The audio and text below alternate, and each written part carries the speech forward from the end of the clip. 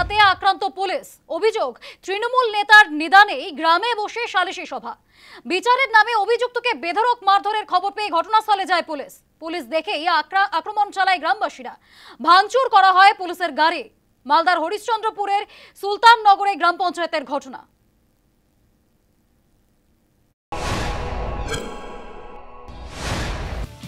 ফের আক্রান্ত পুলিশ। এবারের ঘটনাস্থল মালদার হরিশ্চন্দ্রপুর। সালিশি সভা ডেকে ইফতিজারকে ব্যাপক মারধর চলছিল।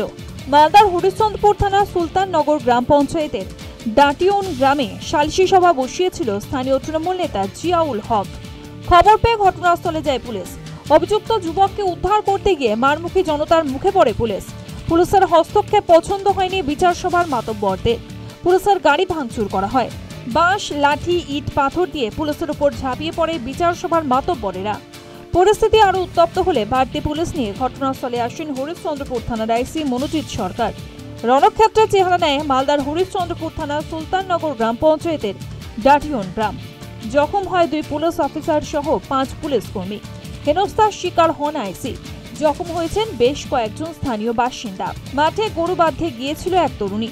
অভিযোগ, সে সময় স্থানীয় এক যুবক কাগজে লিখে তাকে ফোন নম্বর দিতে চায়। তা নিতে অস্বীকার করলে তরুণীর সঙ্গে যুবক অশ্লীল ব্যবহার করে বলে অভিযোগ। তরুণী পরিবারকে জানানোর পর হরিশ্চন্দ্রপুর থানায় অভিযোগ দায়ের করে। অভিযুক্তকে ধরতে গেলে পুলিশ জানতে পারে ইফটিজিং এর ঘটনা নিয়ে গ্রামের তৃণমূল নেতার নিদানে সালিশি সভা বসেছে। তরুণীর পরিবারের দাবি, ওই তৃণমূল নেতাই সালিশি সভা বসিয়েছিলেন। वहाँ पे एक लड़का आया, उसको नंबर दे रहा था। वो बोला कि हम नंबर नहीं लेंगे, वो बोला कि नंबर लेना ही पड़ेगा। तो वो नंबर फेंक के आ गया। नंबर फेंक के आ गया तो उसका पीछा करने लगा। तो देखा तो आकर के घर में बोला, तो गया यहाँ से लड़का को पकड़ा। तो उसका कौन पकड़ा जाके? मेरा हस्बैंड पकड़ा। हाँ, फिर तो लड़का को पूछता है तो लड़का बोलता है नहीं मेरा नंबर नहीं है। लड़का को सिम लॉक कर दिया। जब मोबाइल चेक किया तो लड़का का नंबर निकला। उसका बाद तब जा करके यहाँ पे लेके आया तो बोला विचार होगा। तो विचार में आदमी सबको बुलाया, कंप्लेन किए थे। अच्छा। उसका बाद पुलिस आया तो विचार नहीं होने दिया और पुलिस उसको ले जा। পুলিশকে সাহায্য করতেই গিয়েছিলাম, পাল্টা সাফাই অভিযুক্ত তৃণমূল নেতার। আপনি নাকি বলেছিলেন গ্রামবাসীদেরকে যে পুলিশের গাড়িকে ধরতে। সরাসরি মিথ্যা কথা বলছি, এগুলো একদম সরাসরি মিথ্যা কথা বলছি। যদি আমি বলতাম তাহলে পুলিশের আমি হেল্প করতাম না। ওখানে আমরা না থাকলে আলাদা রকম হতো। বিচার সালিসি তো আপনি বসিয়েছিলেন? না না না, কিন্তু পরিবারের লোক বলছে, গ্রামবাসী বলছে যে আপনি বিচার বসিয়েছিলেন। ওরা বলতে পারে, কিন্তু বিচার বসেনি। হ্যাঁ, উদ্যোগটা নিয়ে এসে কি একটা নিয়ম করে দেবো, সেটাই হলো কথা। ঘটনায় শুরু রাজনৈতিক চাপানোতর। নেতা মন্ত্রী যারা আছে তারাই নিজেকে এসপি ডিএসপি সব মনে করছে। এই যে বিচার সালিসির ব্যাপারটা, অধিকারটা কে বা কারা দিল তাদেরকে? একজন মহিলাকে অপমানিত করা হলো, ইফটিজিং করা হলো, সেই মহিলার বিচার সালিসির ব্যবস্থা করে দিবে তৃণমূলের নেতারা? তাহলে আইন ব্যবস্থাটা কোথায় গিয়ে দাঁড়িয়েছে? সুলতাননগরের ঘটনা যেটা ঘটেছে, আমি আশা করি যে যারা এই ঘটনাগুলো ঘটিয়েছে তাদের বিরুদ্ধে পুলিশ যথাযোগ্য ব্যবস্থা গ্রহণ করবেন, তদন্ত করবেন, আর প্রকৃত দোষীদের খুঁজে বের করে নিয়ে তার শাস্তির ব্যবস্থা করবেন। এই ঘটনায় 5 জনকে গ্রেফতার করেছে পুলিশ। অভিযুক্ত যুবককে উদ্ধার করে তাকে গ্রেফতার করেছে পুলিশ। থমথমে গোটা এলাকা, পুরো শূন্য হয়ে গিয়েছে গোটা গ্রাম। পুলিশে অভিযোগ দায়ের হবার পরেও স্থানীয় তৃণমূল নেতার চাপে গ্রামে সালিশি সভা বসানো এবং গ্রামবাসীদের হাতে পুলিশের আক্রান্ত হওয়া নিয়ে প্রশ্ন উঠছে, পুলিশ কি তাহলে ক্রমশই ক্ষমতাহীন হয়ে পড়ছে? শাসক দলের নেতারাই সবকিছু ঠিক করে দেবেন? News time. 24 ঘন্টা অতিক্রান্ত, কৃষ্ণনগর খুনে এখনো অধরা অভিযুক্ত। ময়নাতদন্তের পর পরিবারের হাতে তুলে দেওয়া হলো কৃষ্ণনগরের মৃতার দেহ। থমথমে এলাকা। খুনের পর উত্তরপ্রদেশে গা ঢাকা দিতে পারে অভিযুক্ত বলে মনে করছে তদন্তকারীরা। ইতিমধ্যে উত্তরপ্রদেশের উদ্দেশ্যে রওনা দিয়েছে পুলিশের এক প্রতিনিধি দল। সোমবার নিজের বাড়িতে খুন হন কৃষ্ণনগরের ছাত্রী। প্রাথমিক অনুমান, প্রণয় ঘটিত বিবাদের জেরে ঈশিতা মল্লিক নামে ওই ছাত্রীকে পয়েন্ট ব্ল্যাঙ্ক রেঞ্জ থেকে গুলি করে দেশরাজ সিং নামে এক যুবক। ঘটনায় এখনো অধরা অভিযুক্ত। স্থানীয় সূত্রের খবর, অভিযুক্ত কাঁচরাপাড়ার বাসিন্দা দেশরাজ সিংকে কেন্দ্রীয় বিদ্যালয় থেকে বহিষ্কার করা হয়। স্কুলে তার বিরুদ্ধে মারধরের অভিযোগ উঠেছিল। এছাড়াও এলাকার সমাজ বিরোধীদের সঙ্গে মেলামেশা শুরু করেছিল। সেই কারণেই ছাত্রীর পরিবার দেশরাজকে পছন্দ করত না বলে সূত্রের খবর। তাদের সম্পর্কে বিচ্ছেদ ঘটাতেই উচ্চ মাধ্যমিক পাসের পর মেয়েকে নিয়ে কৃষ্ণনগরে নিজেদের বাড়িতে আসেন নিহতের মা। যাতে পুনরায় যোগাযোগ না হয় তার জন্য 1 বছর মেয়েটির পড়াশোনা বন্ধ রাখা হয়। ছেলে ব্যাগটা রাখলো, দিয়ে দেখি ওই পাশ থেকে একটা ছেলে বেরিয়ে আসলো। আমি বলছি কে তুমি? দিয়ে বলছে আপনার সাথে কথা আছে। আমি বলছি কী কথা, আগে বাইরে যাও তারপরে কথা হবে। যেই বলেছি আর পিছনে হাতটা বের করে আমাকে ফায়ার করলো, কিন্তু গুলি হয়তো ছিল না। আমার উপরে 2টো চালিয়েছিল, 2বার ফায়ার করেছে আর কি। মেয়েটার এখন দেখা যাচ্ছে তো ঘরের মধ্যে 2টো গুলি পড়েছিল। থমথমে এলাকা, আতঙ্কে এলাকাবাসী। মঙ্গলবার ময়না তদন্তের পর পরিবারের হাতে তুলে দেওয়া হয় মৃতার দেহ। কালকে তো যখন ঘটনা ঘটেছে, আমরা তো এরকম কোনোদিন এরকম মানিকপাড়াতে এরকম স্বপ্নেও ভাবিনি এরকম ঘটনা ঘটবে। কারণ কোনোদিন এরকম ধরনের ঘটনা ঘটেনি আমাদের এখানে, কিন্তু আজকে ঘটনাটা এইরকম ধরনের ঘটনা ঘটবে আমরা কেউ বুঝতে পারিনি। কারণ আমরা কম বেশি এখানে থাকি, বসি, এই আমাদের এই বৌদির দোকানে, ভাই বন্ধুর দোকানে, বিকেলবেলা আমরা সন্ধ্যে 7টা পর্যন্ত থাকি এখানে। এই ধরনের ঘটনা কোনোদিন হবে এরকম আমরা কোনোদিন আশা করিনি। এই যে যেখানে ঘটনাটা ঘটলো, পাশে এসপি অফিস, ডিএম অফিস, বিভিন্ন অফিসগুলো টুকটাক যাতায়াত হচ্ছে, প্রশাসন সবসময় চলাফেরা করে, কম বেশি না সবসময় এখান থেকে যাতায়াত করে পুলিশের গাড়ি, আমরা নিজেরাই দেখি। পুলিশ সূত্রের খবর, 24 তারিখ নৈহাটি থেকে উত্তরপ্রদেশের দেউরিয়া সদর যাওয়ার টিকিট কাটে অভিযুক্তের বাবা, কিন্তু সেই ট্রেনে চাপেনি অভিযুক্ত। এরপরেই পরের দিন 25 তারিখ প্রেমিকাকে খুন করে যুবক। প্রাথমিক তদন্তে পুলিশের অনুমান ওই যুবকের সঙ্গে দুষ্কৃতীদের যোগাযোগ ছিল। সেখান থেকেই সম্ভবত আগ্নেয়াস্ত্র সংগ্রহ করে দেশরাজ। এমনকি খুনের পর বেশ কয়েকজন বন্ধুকে ফোন করে আশ্রয় চায় ওই যুবক, তবে কেউ তাকে আশ্রয় দেয়নি। খুনের পর উত্তরপ্রদেশে গা ঢাকা দিতে পারে অভিযুক্ত বলে মনে করছে তদন্তকারীরা। ইতিমধ্যেই উত্তরপ্রদেশের উদ্দেশ্যে রওনা দিয়েছে পুলিশের এক প্রতিনিধি দল। এভিডেন্স কিছু সিজ করেছি, পুরো লিগাল এক্সপার্ট আমার কাছে যে আছে ও পুরো অ্যানালাইজ করার পরে সমস্ত লিগাল স্টেপস আমরা নিয়েছি। এখন তদন্ত চলছে, আসামি অ্যারেস্ট হয়ে যাবে। মঙ্গলবার মৃত ছাত্রের বাড়িতে যান জেলা গণতান্ত্রিক মহিলা সমিতির সদস্যরা। অবিলম্বে দোষীকে গ্রেফতারের দাবি জানিয়ে স্লোগান দেন তারা। পাশাপাশি আইন শৃঙ্খলা নিয়ে প্রশ্ন তোলেন গণতান্ত্রিক মহিলা সমিতির সদস্যরা। মুখ্যমন্ত্রী জবাব দাও, জবাব চাই, জবাব দাও, এই জবাব তোমায় দিতেই হবে, কথা হচ্ছে এই একেবারে এটাকে বলা যায় একেবারে হাইওয়ে, মানে হ্যাঁ, এবং একদম 500 মিটারও নয়। এই যে এসপির অফিস, তার আবাসন, সামনে একটা শিক্ষা প্রতিষ্ঠান উইমেন্স কলেজ, জর্জ বাংলো, আবার এখানে জর্জের মানে বিচারক তার বাংলো, সেই রকম একটা প্রোফাইলের মধ্যে থেকে একজন উত্তীর ছাত্রী, মেধাবী ছাত্রী, তার বাড়িতে এসে খুন করে দিয়ে গেল। এটা কি বলবো, এখানে কি কোনো মানে প্রশাসন বলে কিছু আছে না পুলিশের কোনো শাসন আছে? একেবারে অরাজকতা। দিনে দুপুরে হাড় হিম করা এই ঘটনা নাড়িয়ে দিয়েছে নিহতের পরিবারকে। প্রেমে প্রত্যাখ্যানের এই পরিণতি মেনে নিতে পারছে না কেউই। News time. ডেঙ্গু সচেতনতার প্রচারে গিয়ে অ্যাসিড আক্রান্ত হতে হলো এক স্বাস্থ্যকর্মীকে। তিনি একটি বাড়িতে গিয়েছিলেন, সেখানে গিয়ে তিনি ডেঙ্গুর সচেতনতা দিচ্ছিলেন। বাড়িতে কোথাও জল জমে রয়েছে কিনা সেই বিষয়ে তিনি সতর্ক করছিলেন বাড়ির মানুষদের। আর তার মধ্যেই একেবারে বচসা তৈরি হয় বাড়ির মানুষের সঙ্গে সেই মহিলা স্বাস্থ্যকর্মীর। আর সেই বচসার মধ্যেই তাদের মধ্যে সমস্যা তৈরি হয়। বচসার মধ্যেই তিনি মহিলা স্বাস্থ্যকর্মীর গায়ে রীতিমতো অ্যাসিড ছুঁড়ে মারেন। অতর্কিতে স্বাস্থ্যকর্মীর পিঠে সেই অ্যাসিড ছুঁড়ে মারেন। রীতিমতো ছটফট করতে থাকেন স্বাস্থ্যকর্মী। এই বিষয়ে প্রতিবেদন তুলে ধরেছেন প্রতিনিধি শান্তনু করণ। দেখব। ডেঙ্গুর সাঁকড়াইলে আক্রান্ত হলেন স্বাস্থ্যকর্মী। মহিলা স্বাস্থ্যকর্মীর ওপর অ্যাসিড ছুঁড়ে হামলা চালালো এক ব্যক্তি। যেটা অভিযোগ, কিছুদিন আগে যে বাড়িতে ডেঙ্গুর লার্ভা পাওয়া গিয়েছিল, এলাকার সাথে সাথে সেই বাড়িতেও মঙ্গলবার সকালে স্বাস্থ্যকর্মীরা যান সার্ভে করতে। ডেঙ্গু সচেতনতা যেমন একদিকে তারা জানাচ্ছেন, বাড়ি বাড়ি ঘুরে মানুষকে সচেতন করছেন, সেই সঙ্গে সার্ভে করে দেখছেন তাদের বাড়িতে কোথাও জল জমে আছে কিনা বা পুরনো টায়ারে কোথাও জল জমে আছে কিনা, যেমনটা তারা সার্ভে করে নজরদারি চালান। এবং সেই সঙ্গে যে বাড়িতে তারা গিয়েছিলেন, যেখানে আক্রান্ত হয়েছিলেন, অভিযোগ যেটা, সেই বাড়িতে যে গৃহকর্তা বিপ্লব মান্ডা, তার সঙ্গে বচসায় জড়িয়ে পড়েন স্বাস্থ্যকর্মী, এক মহিলা স্বাস্থ্যকর্মী।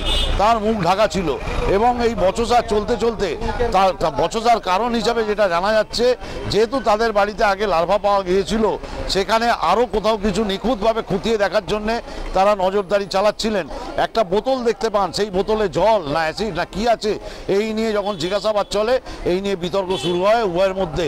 তার পরবর্তীতেই ওই অভিযুক্ত তিনি ওই মহিলা স্বাস্থ্যকর্মীর মুখ খুলতে বলেন, ওড়না দিয়ে ঢাকা ছিল মুখটা, অর্থাৎ মুখটা দেখি কে আপনি, অর্থাৎ একটা কোথাও হুমকির সুর বা কোথাও একটা দেখে নেবো এরকম একটা মনোভাব নিয়ে তাকে মুখের কাপড় সরাতে বলেন। তিনি যখন সরাননি, ইউটার্ন নিয়েছেন, পিছন ঘুরেছেন, তারপরেই তার উপরে ওই বোতল থেকে অ্যাসিড ছুঁড়ে হামলা চালিয়েছে ওই বিপ্লব মান্না, এমনটাই অভিযোগ। এবং এরপরেই অ্যাসিডের হামলার পরেই ওই স্বাস্থ্যকর্মী রাস্তায় পড়ে জ্বালা যন্ত্রণায় রাস্তায় মাটিতে লুটিয়ে পড়েন। স্থানীয়রা ছুটে আসেন। অভিযুক্ত যিনি, তার বাড়ির স্ত্রী, তার স্ত্রী এবং ছেলে অভিযুক্তকে মানুষের হাত থেকে বাঁচানোর জন্যে ঘরে টেনে নিয়ে যায়, কিন্তু স্বাস্থ্যকর্মীকে স্থানীয়রা উদ্ধার করে হাজী এসটি মল্লিক গ্রামীণ হাসপাতাল সেখানে পৌঁছায়। তার পরবর্তীতে স্থানান্তরিত করা হয় একটি নার্সিংহোমে, সেখানে নিয়ে গিয়ে সেখানে তিনি চিকিৎসাধীন।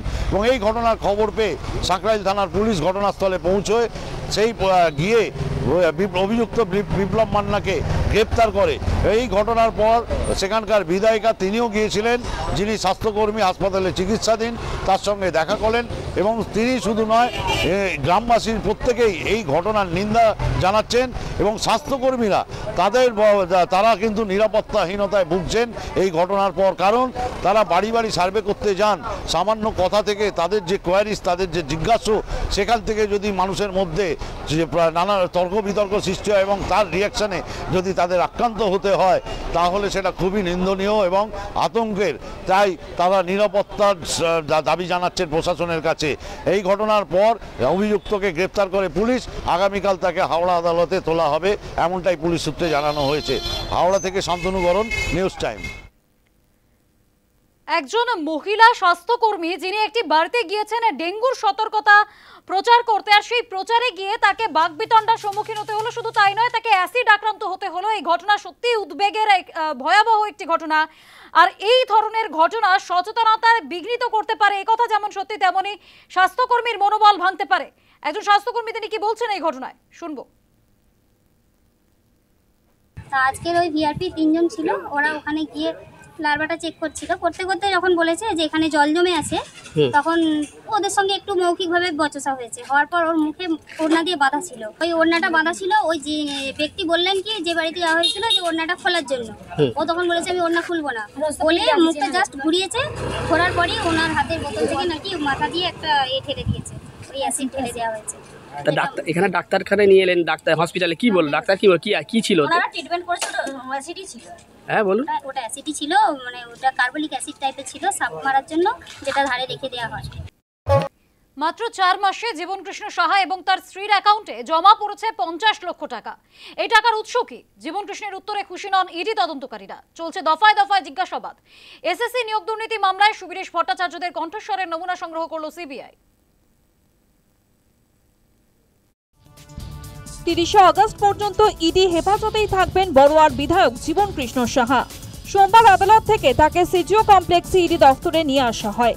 মঙ্গলবার সকাল থেকেই দফায় দফায় তাকে জিজ্ঞাসাবাদ করতে থাকেন ইডি আধিকারিকরা। জীবনকৃষ্ণ সাহা এবং তাঁর স্ত্রীর ব্যাংক নথি খুঁটিয়ে গোয়েন্দাদের নজরে এসেছে বেশ কিছু অসঙ্গতি। ইডি সূত্রের খবর, 2020 সালে মাত্র 4 মাসে জীবনকৃষ্ণ সাহা এবং তাঁর স্ত্রীর ব্যাংক অ্যাকাউন্টে প্রায় 50 লক্ষ টাকা জমা পড়েছে। এই টাকার উৎস কি? তাদের ব্যাংক অ্যাকাউন্টে এত টাকা কিভাবে এলো? ইডি আধিকারিকরা দফায় দফায় জিজ্ঞেস করেন বিধায়ককে। সূত্রের খবর, জীবনকৃষ্ণের জবাবে সন্তুষ্ট নয় আধিকারিকরা। তিনি যে জবাব দিয়েছেন বাকি নথির সঙ্গে তা মিলছে না। এ বিষয়ে আরও জিজ্ঞাসা করতে চান ইডি আধিকারিকরা। গোয়েন্দারা জানতে পেরেছেন, বিধায়ক হওয়ার আগে চাকরি বিক্রির এজেন্ট হিসেবে কাজ করতেন জীবনকৃষ্ণ। বিধায়ক হওয়ার পর 10-12 জনকে নিয়ে নেটওয়ার্ক তৈরি করেন। জীবনকৃষ্ণের যে ব্যাংক নথি ইডির সামনে এসেছে, তাতে দেখা যাচ্ছে 5 থেকে 6 জনের কাছ থেকেই এই পর্বে টাকা ঢুকেছে তাঁর অ্যাকাউন্টে। মঙ্গলবার শুভেন্দু অধিকারী দাবি করেছেন, কয়েকদিন আগেই তৃণমূল শীর্ষ নেতৃত্বের সঙ্গে দেখা করেছেন জীবনকৃষ্ণ। বিরোধী দলনেতা একটি ছবিও তুলে ধরেন। জীবনকৃষ্ণ তো আসল নয়, এটা তো তাড়াতাড়ি কাঁচা ছবি 12ই আগস্টের, পুরনো ছবি নয়। জীবন মাল তুলেছে, মালটা তো নিজে রেখেছে কিছুটা, ভুল মালটা তো গেছে কোথায়, তো ছবি বলেছে। समझदार का तो इशारा ही काफी है, ছবি কথা বলে। अरे पिक्चर देख लीजिए ना, समझदार का तो इशारा काफी है ना, पिक्चर तो बात कर रहा है इधर। यस, ये मेरा बात नहीं काकू। শুভেন্দু অধিকারীর অভিযোগ উড়িয়ে দিয়েছেন তৃণমূল নেতা।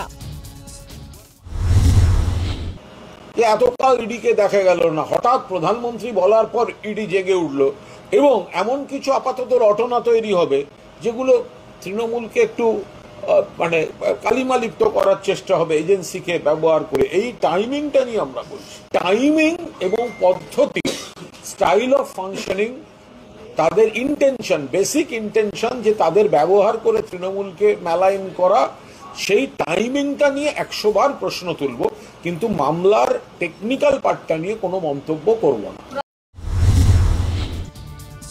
সোমবার কান্দিতে জীবন কৃষ্ণর বাড়ি ছাড়াও বিধায়কের পিসির বাড়ি ও শ্বশুর বাড়িতে তল্লাশি চালায় ইডি। পিসিকে 28 আগস্ট তলব করেছে ইডি। সূত্রের খবর, পিয়ারাপুরে শ্বশুর বাড়িতে শালকের কাছ থেকে 2টি সুটকেস বোঝাই নথি উদ্ধার করেছে গোয়েন্দারা। তার মধ্যে সম্পত্তি সংক্রান্ত একাধিক নথি রয়েছে, যে সম্পত্তির মূল্য তার আয়ের সঙ্গে সামঞ্জস্যপূর্ণ নয়। গোটা বিষয়টা এখন তদন্ত করে দেখছেন ইডি আধিকারিকরা। জীবন কৃষ্ণের কাছ থেকে উদ্ধার হওয়া মোবাইল ফোনও দেখা হচ্ছে, সেখান থেকেও নতুন সূত্র মিলতে পারে অনুমান ইডি আধিকারিকদের। মঙ্গলবার এই নিয়োগ দুর্নীতি মামলাতে ধৃত 5 জনের কণ্ঠস্বরের নমুনা সংগ্রহ করল সিবিআই। ম্যাজিস্ট্রেটের উপস্থিতিতে সুবীরেশ ভট্টাচার্য, পঙ্কজ বনসল সহ 5 জনের কণ্ঠস্বরের নমুনা সংগ্রহ করা হয়। এরপর তা ফরেনসিক ল্যাবে পাঠানো হবে। News time. মুখ্যমন্ত্রীর বর্ধমানের ভাষণে সেখানে সভা চলাকালীন রীতিমতো প্ল্যাকার্ড হাতে নিজেদের দাবি জানানে 2022 সালে টেট উত্তীর্ণ চাকরি প্রার্থীরা, তারা নিজেদের চাকরির দাবিতে সেখানে উপস্থিত হয়েছিলেন। রীতিমতো সেই সময় একটা বিশৃঙ্খল পরিস্থিতি তৈরি হয়, ক্ষুব্ধ হয়ে যান মুখ্যমন্ত্রী মমতা বন্দ্যোপাধ্যায়। পুলিশ সেই চাকরি প্রার্থীদের হাত থেকে প্ল্যাকার্ড ছিনিয়ে নেয় আর তারপর মুখ্যমন্ত্রী বেশ কিছুক্ষণের জন্য নিজের ভাষণও থামিয়ে দেন।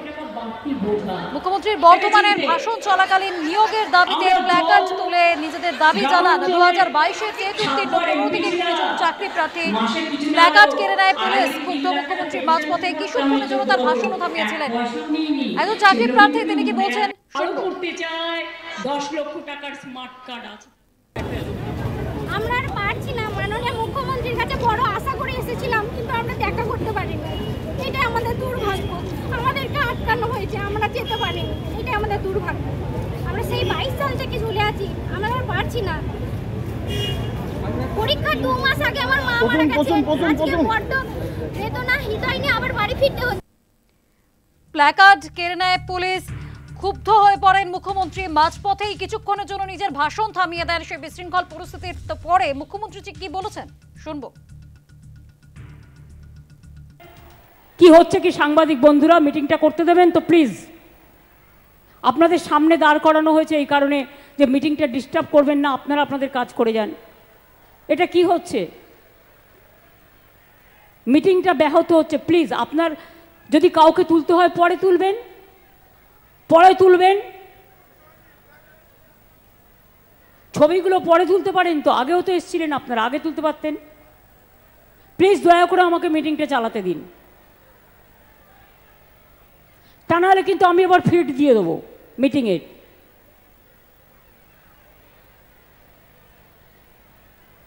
দেখি কতক্ষণে আপনারা ঠিক হন।